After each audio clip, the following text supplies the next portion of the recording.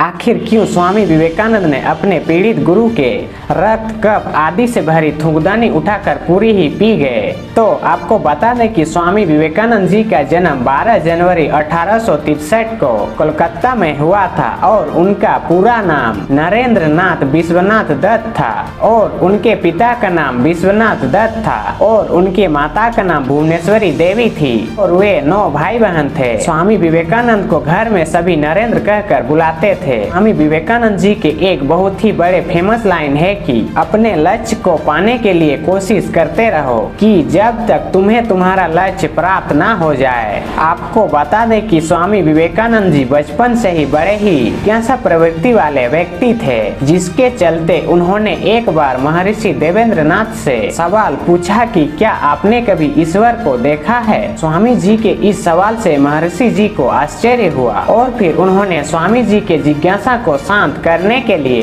रामकृष्ण परमहंस जी के पास जाने की सलाह दी। इसके बाद स्वामी विवेकानंद जी ने रामकृष्ण परमहंस जी को अपना गुरु मान लिया और उन्हीं के बताए गए मार्ग पर चलते गए। 1885 में रामकृष्ण परमहंस जी कैंसर से पीड़ित हो गए थे, जिसके बाद विवेकानंद जी ने अपने गुरु की सेवा की और इसी तरह से उनका रिश्ता और भी गहरा होता चला गया। एक बार किसी ने गुरुदेव की सेवा में घृणा और लापरवाही दिखाई तथा घृणा से नाक भौहें सिकोड़े और इसे देखकर स्वामी विवेकानंद जी को गुस्सा आ गया। उस गुरु भाई को पाठ पढ़ाते हुए और गुरुदेव की प्रत्येक वस्तु के प्रति प्रेम दर्शाते हुए उसके बिस्तर के पास रखी रक्त, कफ आदि से भरी थूकदानी उठाकर पूरी ही पी गए। आपको बता दें कि 25 साल की उम्र में ही उन्होंने गेरुआ रंग धारण कर लिया था और उसके बाद उन्होंने भारत की पैदल यात्रा पर निकल पड़े। पैदल यात्रा के दौरान उन्होंने आगरा, अयोध्या, वाराणसी और वृंदावन जैसे जगह पर गए थे और इसी यात्रा के दौरान उन्हें जातिगत भेदभाव जैसी कुरीतियों का पता चला और उन्होंने